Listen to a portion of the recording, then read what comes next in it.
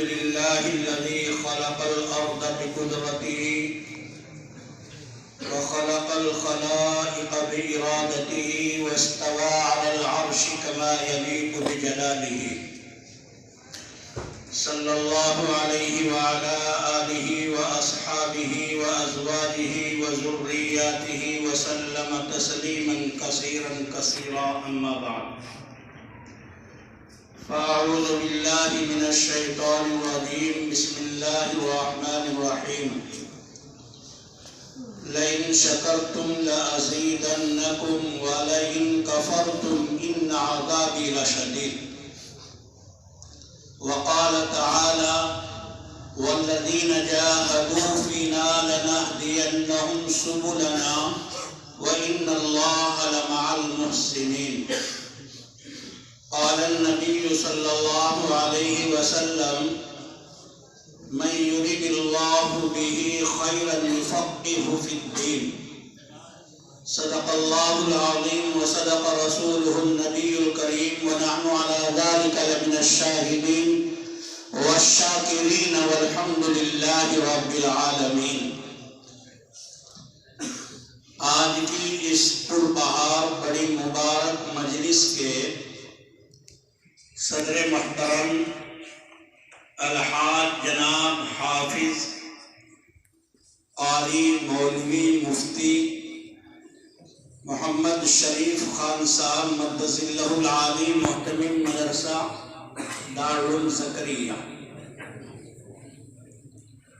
اور میرے دیگر محسن فعال اساتذہ اعظام طلباء عزیز، آج کے پروگرام کو سن کر دل خوشیوں سے باغ باغ ہو گیا اور حضرت کی خدمت میں یہ کہنے کی جرأت ہو گئی کہ اب انشاءاللہ اللہ نے اگر زندگی باقی رکھی تو آئندہ سال بچوں کو ایک مرتبہ نہیں موسٹلی 2 مرتبہ دینی پڑے گی۔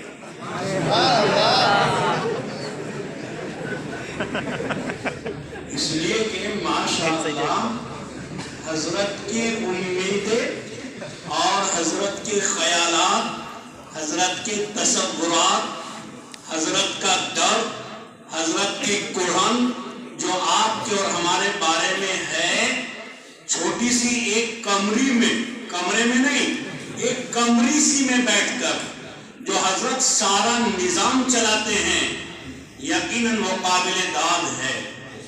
آج آپ کی اللہ رب العزت نے تمناؤں کو اسٹیج پر لا کر آپ کے سامنے بالکل صاف ظاہر کر دیا ہے کہ آپ کے یہ طلبہ، آپ کے یہ اساتذہ اعظام جن کے بارے میں الحمدللہ آپ ہر وقت اچھا گمان رکھتے ہیں، آپ کی طبیعت مشفقانہ ہے، آپ کی طبیعت محسنانہ ہے، طلباء کے ساتھ آپ کا وہی رویہ ہے کہ جو ایک بوڑھے باپ کا اپنے چھوٹے چھوٹے معصوم بچوں کے ساتھ ہوتا ہے، وہی آپ کا رویہ ہے۔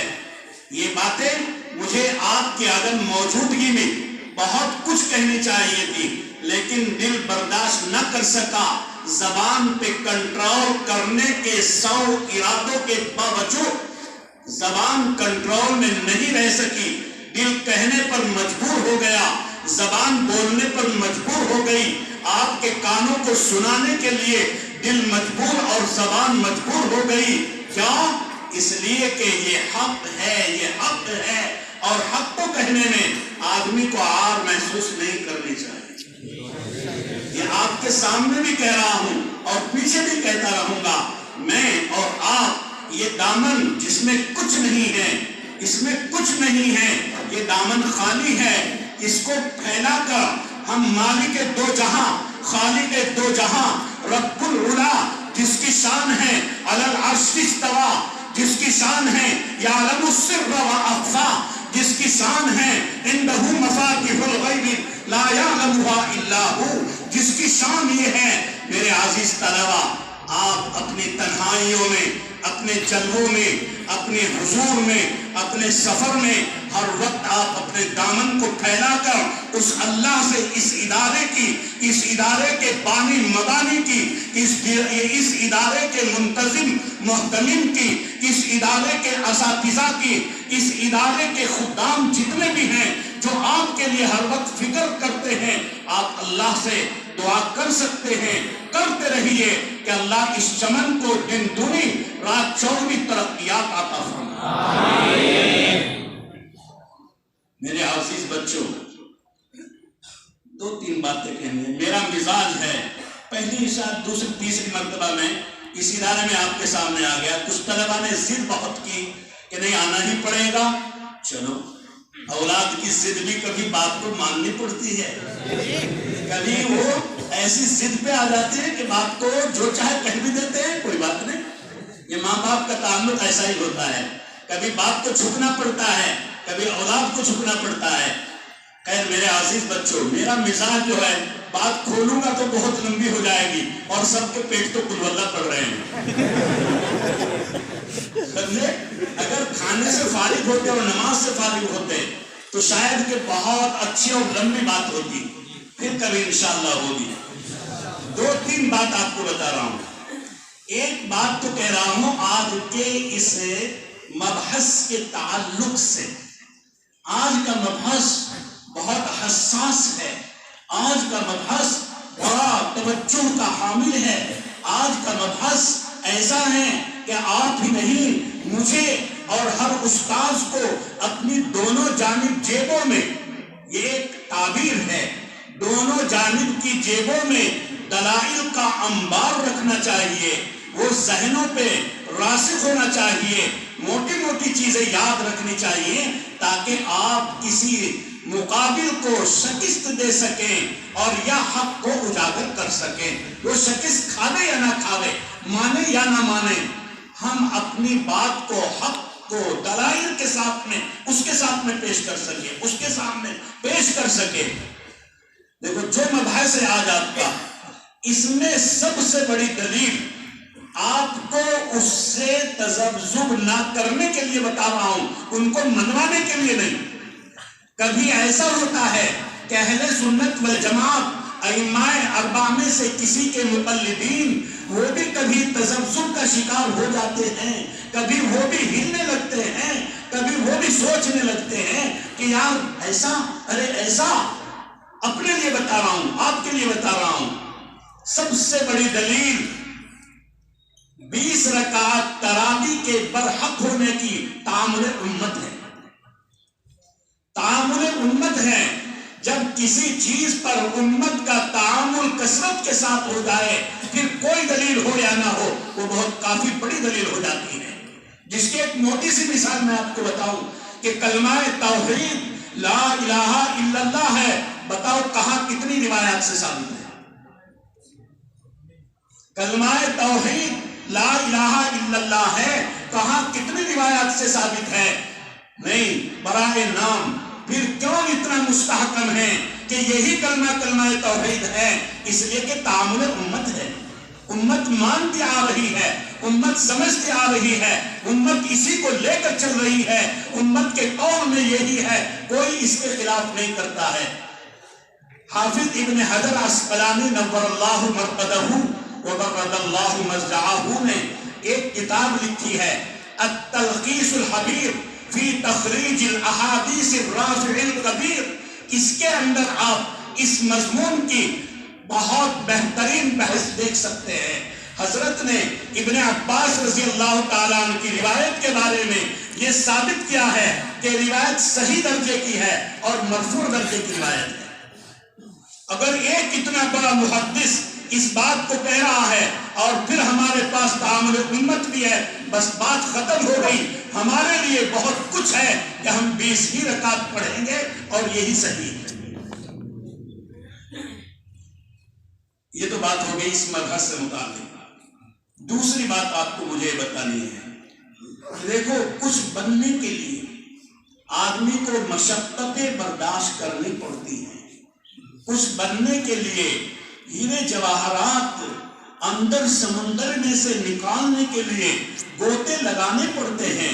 ٹھنڈی میں بھی گوتے لگانے پڑیں گے, سب گرمی میں بھی گوتے لگانے پڑیں گے, مشقتیں برداشت کرنی پڑیں گی.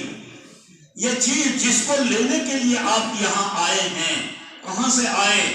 آپ نے صحابہ کی سنت کو زندہ کیا ہے, اکابرین امت کی سنت کو زندہ کیا ہے, ائمہ کی سنت کو زندہ کیا ہے. 3 صدی ہجری کے ایک بہت بڑے محدث حضرت بقی ابن مخلد علیہ الرحمہ کی آپ نے سنت کو زندہ کیا ہے. اس علم دین کو حاصل کرنے کے لیے آپ بہت دور سے چل کے تشریف لائے. اپنے ماں بہنوں کو چھوڑا, اپنے خاندان کو چھوڑا, اپنے بھائی, اپنے باپ, اپنے دادا, اور میرا یقین ہے کہ بعض بچے وہ ہوں گے کہ جو اپنی بوڑھی ماں یا بوڑھی دادی یا بوڑھی نانی کو روتا ہوا خیر بات کہہ کر بھی آئے ہوں گے کہ پتہ نہیں آپ کی عمر ایسی ہے, میری دوبارہ آپ سے ملاقات ہوتی ہے یا نہیں ہوتی ہے. یقیناً بہت سے طلبہ بہت دور سے اس طور پر بھی گھر سے جدا ہو کے آئے ہیں. کیوں آئے ہیں؟ کھیلنے کے لیے, اپنا وقت ضائع کرنے کے لیے, اور یا کھا پینے کے لیے نہیں. میرے عزیز پیارے بچوں, میرے بیٹوں, میری اولاد, آپ اس ہماری روحانی اولاد ہیں. آپ کا مقصد یہ نہیں ہے. یہ چیزیں تو آپ کے لیے وہاں سب کچھ حاضر تھی, کھیلنے کے میدان وہاں تھے, کھانے کے لیے ہم سے اچھا آپ کے والدین آپ کو کھلا سکتے ہیں. ہم کیا کھلا سکتے ہیں آپ کو؟ اگرچہ حضرت اقدس محتمل صاحب قدس العالی کی ہر وقت فکر رہتی ہے, لیکن میرے بچوں ہم تو یہی کہتے ہیں آپ کے سامنے, اور یہ اللہ کے سامنے بھی اقرار کرتے ہیں کہ مولا کریم یہ امانت ہے امت کی, قوم کی. جیسی خدمت ہمیں اس کی کرنی چاہیے, جیسا ہمیں کھلانا چاہیے, جیسا ہمیں رکھنا چاہیے, ہم ان کو رکھ نہیں سکے, ہم انہیں کھلا نہیں سکے, ہم انہیں پہنا نہیں سکے. جو ہمیں ان کی نگرانی امانتاً کرنی چاہیے وہ امانتاً نہیں کر سکے. ہم تو اللہ سے معافی کے خواستگار ہیں. میرے پیارے بچوں, آپ یہاں آئے ہیں علوم قرآن کے لیے, آپ آئے ہیں علوم حدیث کے لیے, آپ آئے ہیں علوم فقہ کے لیے, آپ آئے ہیں تاجدار مدینہ فخر دو عالم صلی اللہ علیہ وسلم کی زندگی کو, سیرت کو جاننے کے لیے, اور جان کر عمل کرنے کے لیے, دوسرے لوگوں کو بتا کر انہیں عمل کی طرف رغبت دینے کے لیے, عمل کی طرف دعوت دینے کے لیے. اس لیے آپ یہاں پر تشریف لائے ہیں. کچھ اور مقصد ہے یا یہی ہے؟ یہی ہے. بہت بڑی چیز ہے یہ علم ہر شعبے کی جڑ ہے. اگر علم ہے نہ ہوتا تو میرے عزیز بچوں یہ مکاتب, یہ مدارس, یہ خانقاہیں, یہ مساجد, یہ بڑے بڑے کالج, یہ یونیورسٹیاں اگر علم نہ ہوتا ان کا وجود ہی نہ ہوتا. علم ہے تو مدارس ہیں, علم ہے مکاتب ہیں, علم ہے ساری خانقاہیں ہیں, کتابیں تصنیف ہو رہی ہیں, تالیف ہو رہی ہیں. اور اگر علم ہے تو آپ قضا کے مسائل کو جانتے ہیں, آپ اوقاف کے مسائل کو جانتے ہیں. یہ ساری چیزوں میں علم ہے. علم سے بڑی دنیا کی چیز کوئی نہیں ہے. یہ علم دیکھو, محدثین کرام نے, ائمہ اعظام نے مسئلہ لکھا ہے کہ اللہ کی مخلوق میں ایک جانور کتا ہے, درندہ ہے, اور بعض ائمہ کہتے ہیں کہ اگر کتا برتن میں منہ ڈال دے تو 1 مرتبہ نہیں, 2 مرتبہ نہیں, 3 مرتبہ نہیں, بلکہ کہا 7 مرتبہ دھونا پڑے گا. اور السامنۃ بالتراب بھی فرمایا کہ 8ویں مرتبہ مٹی سے رگڑنا پڑے گا. درندہ ہے, گوشت ناپاک ہے, تھوک ناپاک ہے. لیکن میرے پیارے بچوں, جب اس کو آپ علم سکھا دیں, جب آپ اس کو قلب معلم بنا دیں تو پھر اس کا سارا حکم بدل دیا گیا. اب یہ ہو گیا کہ اگر آپ نے اس جانور کو قلب معلم بنا دیا, مکلبین تعلمونہن مما علمکم اللہ فَقُلُوا مِمَّا أَمْسَكْنَا عَلَيْكُمْ, علم کی برکت سے, تو آپ اسی علم کو لینے کے لیے آئے.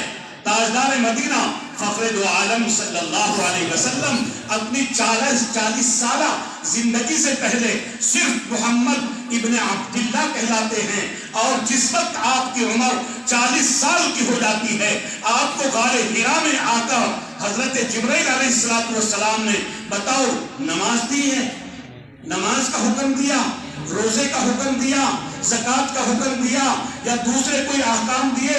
نہیں، کیا کہا؟ اقرأ، پڑھیے۔ تعلیم سب سے اہم، آپ اسی اقرأ تعلیم کی برکت سے آپ کو محمد ابن عبداللہ کے بجائے رسول اللہ صلی اللہ علیہ وسلم کہا جانے لگا۔ جبرائیل علیہ السلام آ رہے ہیں، آپ کو دبایا، آپ کو کہا کہ فقہ اقرأ، پڑھیے۔ آپ نے کہا ما انا بقارئ، ما انا بقارئ، ما انا بقارئ، 3 مرتبہ ایسے ہی ہوا۔ چوتھی مرتبہ میں فرماتے ہیں حتی بلغ منی الجہد، یہاں تک کہ بڑی مشقت مجھے پہنچی، اور جبرائیل علیہ السلام نے پکڑا اور دبایا اور پھر کہا اقرأ بسم ربک الذی خلق، پھر آپ نے پڑھنا شروع کر دیا۔ پتہ لگا دبایا، مشقت، تو علم مشقت کے بعد آتا ہے۔ جو میں نے اب آپ کو بتایا کہ ایک محدث گزرے ہیں حضرت بقی بن مخلد، 3 صدی ہجری کے ہیں، 201 ہجری میں اندلس کے اندر پیدا ہوئے، 275 میں انتقال ہوتا ہے۔ معلوم ہوا کہ میرے ملک سے اس طرف یعنی سمندر کے اس پار بغداد کے اندر ایک بہت بڑے آدمی ہیں جو کہ علم حدیث بیان کرتے ہیں، علم حدیث لوگوں کو سکھاتے ہیں، پڑھاتے ہیں۔ کون ہے وہ؟ امام احمد ابن حنبل کہہ کر دنیا انہیں جانتی ہے۔ تو ارادہ ہوا کہ دور تو ہے لیکن جاؤں گا، اللہ تعالیٰ مدد کرے گا، جب طلب صادق ہوتی ہے اللہ راستے نکال دیتا ہے۔ فرماتے ہیں سمندر کے کنارے پہ گیا اور میں نے ایک کشتی کا انتظام کیا۔ بعض مورخین نے لکھا ہے، علامہ ذہبی رحمۃ اللہ علیہ نے سیر اعلام النبلاء میں یہ پورا واقعہ لکھا ہے، آپ پڑھ لینا۔ فرماتے ہیں جب میں کنارے پہ پہنچا، میں کشتی میں سوار ہوا، راستے میں کشتی بیچ سمندر کے جا کے بھنورے میں پھنس گئی اور ہوائیں مخالف جانب چلنے لگی۔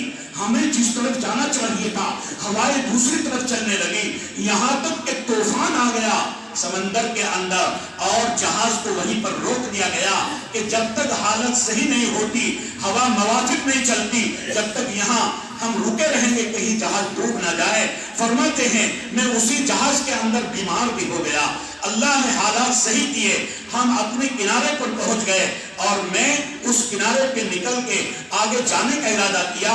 کہاں جانا ہے؟ بغداد جانا ہے۔ کسی نے بتایا کہ بغداد جاؤ گے؟ کہ ہاں، کہ بغداد یہاں سے 700 میل ہے۔ 700 میل ہے، سمندر کے کنارے پہ کھڑے ہیں۔ میرے پیارے بچوں، آپ کیا مشقت برداشت کر سکتے ہیں جو محدثین الزام نے کی ہے؟ دل میں ارادہ کیا، فیصلہ کیا کہ اچھا 700 میل، چلو کوئی بات نہیں، پیدل چلا جاؤں گا۔ کتابوں کا گٹھڑ سر پہ ہے، سامان سفر کمر پہ ہے۔ فرماتے چلتا رہا، تھکا اٹھا بیٹھا، اٹھا بیٹھا، چلتا رہا، بغداد کے قریب پہنچا، نہایت درجے بدن تھک کے چور چور ہو گیا۔ میں ایک درخت کے نیچے کتابوں کو سائیڈ میں رکھا، سامان کو اپنے سر کے نیچے رکھا اور میں سو گیا۔ کچھ آرام کرنے کے بعد میں جب میں بیدار ہوتا ہوں اور بغداد شہر کی طرف چلتا ہوں تو ایک آدمی مجھے ملا۔ میں نے کہا کہ بھائی آپ کہاں کے رہنے والے؟ اس نے کہا کہ بغداد سے آیا ہوں۔ کہا اچھا، مجھے بھی بغداد ہی جانا ہے، میرا مقصد ہے کہ میں امام احمد ابن حنبل کے پاس میں جا کے علم حدیث پڑھنا چاہتا ہوں۔ انہوں نے، اس آدمی نے حضرت کے پیروں کو دیکھا اور اوپر دیکھا اور کہا کہ اے نوجوان، تو تیرے مقصد میں ناکام ہو گیا، تو تیرے مقصد میں ناکام ہو گیا، افسوس تیرا اتنا لمبا سفر اور تو ناکام ہو گیا۔ کیا ہوا کہ اب آپ امام احمد کے درس حدیث کی مجلس میں شرکت نہیں کر سکتے۔ کیوں؟ کہ حاکم وقت، بادشاہ وقت کے ساتھ کسی مسئلے میں اختلاف ہو گیا اور بادشاہ نے ان کی درس حدیث پر پابندی لگا دی اور حضرت کو بھی مقام کے اندر نظر بند کر دیا گیا ہے، وہ کسی سے نہیں مل سکتے، کوئی ان سے نہیں مل سکتا ہے۔ فرماتے ہیں میں نے ہمت نہیں چھوڑی، میں گیا کہ جہاں تک میری ہمت ہے اتنا لمبا سفر کیا، گیا پہنچ گیا اندر شہر میں نے جا کے پوچھا کہ یہاں کسی محدث کی درس حدیث کی مجلس ہوتی ہے، سبق ہوتا ہے؟ کسی نے بتایا کہ ہاں ایک محدث فلاں مسجد میں عصر کے بعد میں درس حدیث کرتے ہیں، کیا نام ہے ان کا؟ یحییٰ بن معین رحمت اللہ علیہ، کہ وہ پڑھاتے ہیں، ان کی مجلس میں چلے جاؤ۔ فرماتے ہیں میں مجلس میں شریک ہوا، جب حضرت پڑھا کے فارغ ہو گئے تو بچوں کو کہا بیٹا سوال کرنا ہو کسی کو کرو، کچھ پوچھنا ہے پوچھو۔ تو ایک آدمی کھڑا ہوا، اس نے سوال کیا، پھر میں بھی کھڑا ہوا، میں نے سوال کیا کہ آپ محدث ہشام بن عمار کے بارے میں کیا کہتے ہیں؟ ایک دوسرے محدث تھے، ہشام بن عمار کے بارے میں آپ کیا کہتے ہیں؟ انہوں نے کہا ہوا ثقۃ جید، بہت اچھے آدمی ہیں، بڑے مضبوط محدث ہیں۔ فرماتے ہیں میں نے دوسرا سوال کرنے کے لیے سانس بھرا، فوراً میرا کپڑا پکڑ کے کھینچنا شروع کیا دوسرے طلباء نے، کیونکہ ایک طالب علم کو ایک ہی سوال کرنے کی اجازت تھی، سب کو موقع دینا ہے۔ بس پریشان ہو گئے، کہنے لگے، میری آنکھوں سے آنسو جاری ہوئے اور میں نے کہا کہ میں غریب الدیار ہوں، میں مسافر ہوں، بہت دور سے تھکا ہوا آیا ہوں، اللہ کی قسم اصل مقصد تو میرا دوسرا ہی سوال ہے، ایک سوال اور کرنے دو۔ اجازت ہو گئی، کہا کہ میں نے پوچھا کہ امام احمد ابن حنبل کے بارے میں حضرت آپ کیا کہتے ہیں؟ جیسے ہی میں نے امام احمد کا نام لیا تو سارے طلبہ میری طرف اشارہ کرنے لگے، چپ رہو، ان کا نام مت لو، اگر پتہ لگ گیا ظالم بادشاہ کو تو ہمارے اوپر بھی حالات آئیں گے اور تمہارے اوپر بھی حالات آئیں گے، ان کو تو نظر بند کر رکھا ہے۔ لیکن میں تو سوال کر چکا۔ یحییٰ بن معین نے فوراً مراقبہ کیا اور اپنی نظر کو نیچے جھکایا اور تھوڑی دیر کے بعد میں سر اٹھا کے کیا کہا، یہ جواب دیا، ہوا امام جلیل ہوا ثقۃ جید، یہ تو بہت بڑے آدمی ہیں کہ اب میں نے فیصلہ کیا، جب یہ ثقۃ کہہ رہے ہیں، بڑے مضبوط بتا رہے ہیں، اب تو کچھ بھی جتن کرنا پڑے، مجھے امام احمد سے ملاقات کرنی ہے اور علم حدیث سیکھنا ہے۔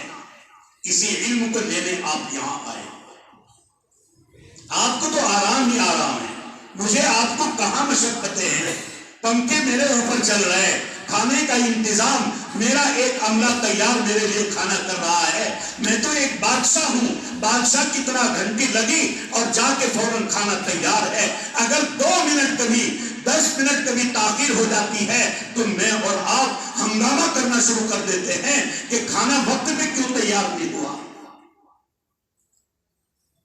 فرماتے ہیں کہ میں نے فیصلہ کیا کہ مل کے رہوں گا، چلا ایک آدمی کو پوچھا کہ بھائی امام احمد ابن حنبل جس مکان کے اندر محبوس ہیں وہ مکان بتا دو کدھر ہے؟ اس نے کہا نام مت لو، پکڑے جائیں گے، میں بھی حالات میں آؤں گا، تم بھی۔ میں نے لجاجت کی اور اس سے بھیک مانگی، یہ کہا کہ آپ مجھے اس گھر کا راستہ بتاؤ، آپ آگے آگے چلو اور جہاں امام احمد ابن حنبل کے گھر کا دروازہ روڈ پہ آئے گا آپ صرف نظر گھما دینا اور میں سمجھ جاؤں گا کہ یہ دروازہ حضرت کا ہے۔ ایسے اس نے کیا کہ ٹھیک ہے میرے عزیز بچوں، دروازے کی تائید ہو گئی لیکن اندر نہیں جا سکتے، تالا بند ہے، راستے بند ہیں، مل نہیں سکتے۔ فرماتے ہیں میں واپس آ گیا اور اپنے کمرے میں جہاں میں نے ٹھکانہ کیا وہاں لیٹ کر پوری رات سوچتا رہا کہ کیسے ملاقات کروں اے اللہ۔ اب اللہ نے دل کے اندر ایک تدبیر ڈالی، کتنا بڑا محدث کہاں سے آیا، کیا تدبیر ڈالی؟ تدبیر دماغ کے اندر یہ آئی کہ میں اس شہر کا، اس علاقے کا ایک بھکاری مانگنے والا فقیر بن جاتا ہوں اور فقیر کا بھیس اختیار کر لیتا ہوں، بس اللہ نے یہ تدبیر دل میں ڈالی، دماغ میں ڈالی. صبح ہی اٹھے اور ایک کپڑا لیا اور سر پہ باندھا جیسا کہ مانگنے والے باندھ کے رکھتے ہیں، اور ایک کپڑا لیا اپنے گھٹنے پہ باندھا جیسا کہ گھٹنے میں چوٹ لگی ہوئی ہے، کوئی بھکاری ہے، اور ایک عصا ہاتھ میں لیا اور اس شہر کے اس مقام کے چوراہے پر آواز دیتے رہے، مانگتے رہے تاکہ لوگوں کی نظر میں بھکاری مشہور ہو جاؤں، پولیس بھی مجھے دیکھ لے کہ یہاں چوراہے پہ یہ بھکاری کھڑا ہی رہتا ہے، یہ بھکاری کوئی آیا ہوا ہے. اس وقت میں مانگنے کے لیے جو جملہ تھا محدثین نے لکھا ہے وہ تھا اجرکم علی اللہ، اجرکم علی اللہ. یہ کہتا تھا مانگنے والا. فرماتے ہیں میں نے یہ صدا لگانے شروع کی، لوگ مجھے دیتے تھے، کوئی 1 روپیہ کوئی 2 روپے، وہاں کے اعتبار سے جو بھی دیتے لوگ میرے کاسے میں ڈالتے. ایسے ہی مانگتے مانگتے میں امام احمد ابن حنبل کے دروازے پر گیا اور یہ کہا اجرکم علی اللہ. جب امام احمد نے یہ بات سنی تو دروازہ بند تھا، جنگلے میں سے کھڑکی میں سے آپ آئے اور جیب کے اندر سے کچھ درہم کچھ پیسے مجھے بھکاری سمجھ کے دینے کے لیے میرے کاسے میں ڈالنے لگے. میں نے ہاتھ پکڑ لیا اور یہ کہا کہ حضرت مال کا بھکاری نہیں ہوں، میں یہ دنیا کے لیے بھیس بنایا ہوں. حضرت بہت دور سے آیا ہوں، کیوں آئے ہو؟ پولیس پکڑ لے گی. حضرت مجھے علم حدیث سیکھنا ہے، آپ سے علم لینے کے لیے آیا ہوں. پولیس پکڑ لے گی. بھائی کیا بات کر رہے ہو؟ کہا کہ حضرت روز آنا دوپہر میں سخت گرمی کے وقت میں صرف اسی وقت میں آپ کے دروازے پہ یہ کاسا لے کر آؤں گا، دنیا کی نظر میں مال کا بھکاری لیکن حقیقت میں علم حدیث کا بھکاری بن کے آؤں گا. روز آنا اسی طرح گئے دروازے پہ اور کٹورا سامنے کیا اور یہ کہا اگر کوئی پولیس آ جاوے، اگر کوئی ایسا جاسوس دیکھو آپ تو میرے کٹورے میں آپ ایک نوٹ ڈال دینا، 1 پیسہ ڈال دینا اور اس دن میں چلا جاؤں گا، کچھ سیکھوں گا نہیں. اگر موقع رہا تو آپ سکھاتے رہنا. میرے پیارے بچوں، یہ 1 دن نہیں 2 دن نہیں، پورے 1 سال تک بھکاری بن کے حدیث ہے. تو آپ اسی علم کو لینے آئے، اسی علم حدیث کو لینے آئے ہیں. اس کے لیے اگر آپ کو میرے پیاروں کچھ تکلیف بھی یہاں آئی ہے، یہ آخری ایام چل رہے ہیں، یہ آخری وقت ہے، پتہ نہیں آخری مجلس میں آپ مشترکہ طور پہ ہم آپ اکٹھے ہوں گے یا نہیں، کیونکہ دوسرے تقاضے بھی آ جاتے ہیں، کہیں اسفار ہو جاتے ہیں، کہیں دوسرے. میرے پیارے بچوں، اس کو آپ یہ سمجھو کہ آپ اپنی زندگی میں ڈالو، آگے جا کے پوری امت کی آپ امانت ہیں جو آپ نے یہاں لیا ہے. جا کے امت میں اس کو پھیلاؤ، لوگوں کو سکھاؤ. بلغوا عنی ولو آیا پر عمل کر کے دکھاؤ. الا فلیبلغ الشاہد الغائب. میرے آقا تاجدار مدینہ فخر دو عالم صلی اللہ علیہ وسلم حجۃ الوداع میں ہیں، اپریل کا مہینہ ہے، گرمی سخت ہے اور سورج اوپر ہے، 12 بج رہے ہیں، آپ اونٹنی کے اوپر سوار ہیں اور آپ لوگوں کو کہہ رہے ہیں الا فلیبلغ الشاہد الغائب. اے لوگوں جو یہاں موجود ہو، سنو اور جا کے میرے بعد میں جو غائب ہے یہاں سے قیامت تک کے لیے ان کو پہنچاؤ. بھائیوں، یہ ذمہ داری صحابہ نے تابعین کو دی، تابعین نے تابعین کو دی. یہ کے بعد دیگرے چلتے چلتے چلتے میرے اساتذہ نظام جو آج بہت سے قبروں میں جا چکے ہیں، اللہ ان کی قبروں کو نور سے منور فرمائے، اللہ ان کے درجات کو بلند فرمائے. ان کے ذریعے یہ ذمہ داری میرے پر آئی، ان اساتذہ نظام پہ آئی اور ان کی برکت سے یہ ذمہ داری آپ پر آئی. اب آپ کی ذمہ داری کو جا کر آپ اپنے علاقے میں پورا کریں گے انشاءاللہ. اللہ آپ کی دادوں کو قبول فرمائے. اللہ آج کے اس پروگرام کو بے حد قبول فرمائے. جن اساتذہ نظام نے آپ کے ساتھ اس میں رات دن لگ کے تیاریاں کی کرائی ہیں، اللہ ان کو نعمت بدل عطا فرمائے. اور میرے پیارے بچوں نے جنہوں نے پروگرام پیش کیا ہے، اللہ ان کی عمروں میں علم عمل میں برکت عطا فرمائے. وآخر دعوانا